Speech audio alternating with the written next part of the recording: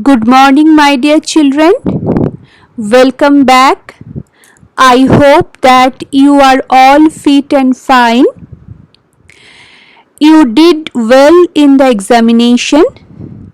Let us begin today's session with the quote. Everything is valuable only in two situations. First, before getting it, and second, after losing it. In between, we don't realize the value of anything. So, children, it is in human nature to not value things when he has them. He only moves behind the when he wants to get them, and after getting them, he mostly forgets about them until the time he loses them permanently. At last, he regrets. So, children, to avoid this, we need to value things when we have them.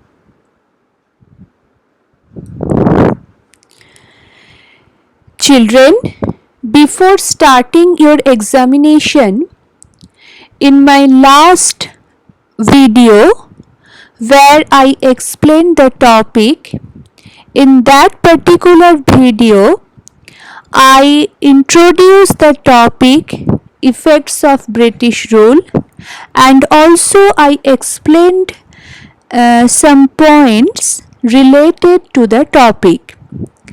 Effects of British rule, it is there in your book, page number 10. So, it is necessary to open your book, page number 10, your history civics textbook, and listen to me carefully. When I introduced the topic, I told you that in this topic, we are going to study the effects of British rule over India. In that particular topic, I explained about the power struggle. All the European powers, including Portuguese, Dutch, French, and British, entered the race for capturing the Indian market.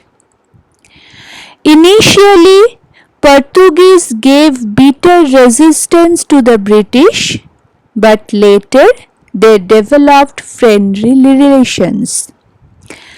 And then Britishers had to face opposition from French, Dutch, and many local rulers. Children, you had come to know about the British and the Marathas.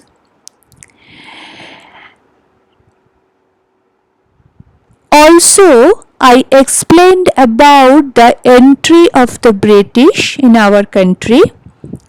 Marathas had a strong hold on areas in and around Mumbai, which was prime center of British in Western India. Britishers tried to acquire nearby territories by the Marathas checked their expansion. It was only after the death of Peshwa Madhavrao that they got entry in Maratha politics.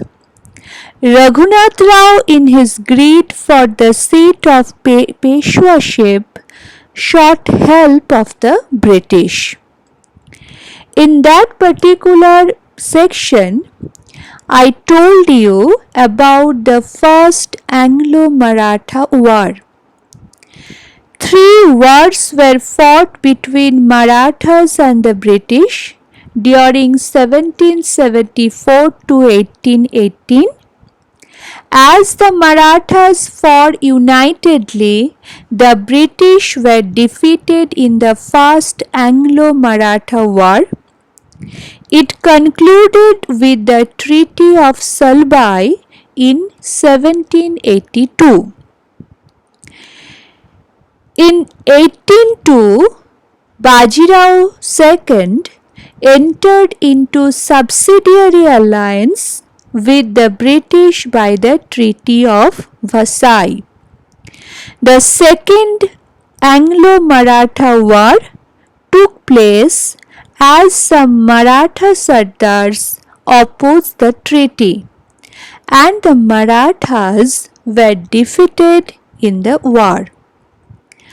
Also, I explained about the Third Anglo-Maratha War.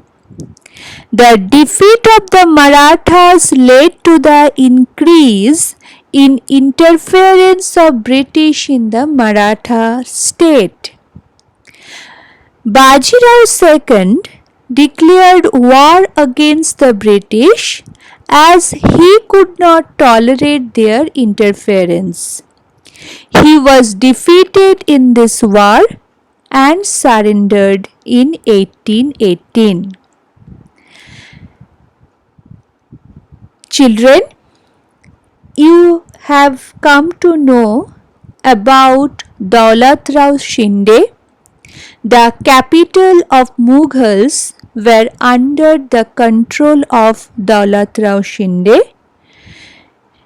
General Lake defeated and captured him. Also, I told you about the Subsidiary Alliance. What is Subsidiary Alliance? That in 1798, Governor General Lord Wellesley, with a view to bring the whole of India under the British rule, introduced the Subsidiary Alliance. He entered into treaties with many Indian rulers, whereby assurance of military assistance was given by the British. And the conditions of Subsidiary Alliance were: Indian rulers should keep the British army in their core territory. They were to pay the company towards the maintenance of these forces in cash. The rulers would not have alliance or go to war with other powers without the mediation of the British. The rulers should accept a British resident in their state. Those Indian rulers who accepted this condition lost their freedom. And also,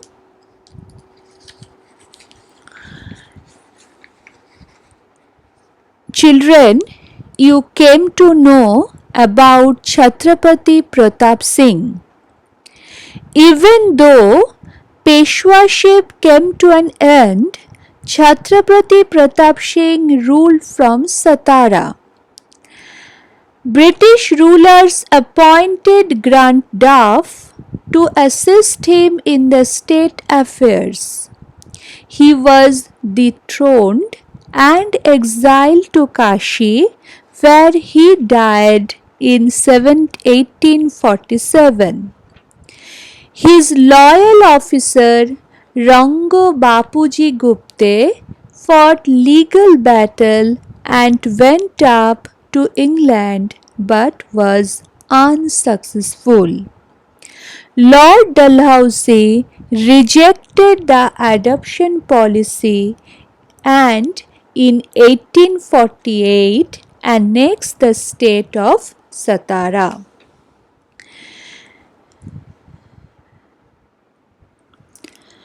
Children, when I explained about the effects of systems or acts introduced by the British on India, I told you about the dual government system. What is the dual government system? The system of dual government was introduced by Robert Clive in Bengal in 1765, wherein the East India Company took over the revenue collection and the maintenance of peace and order was left with the Nawab of Bengal.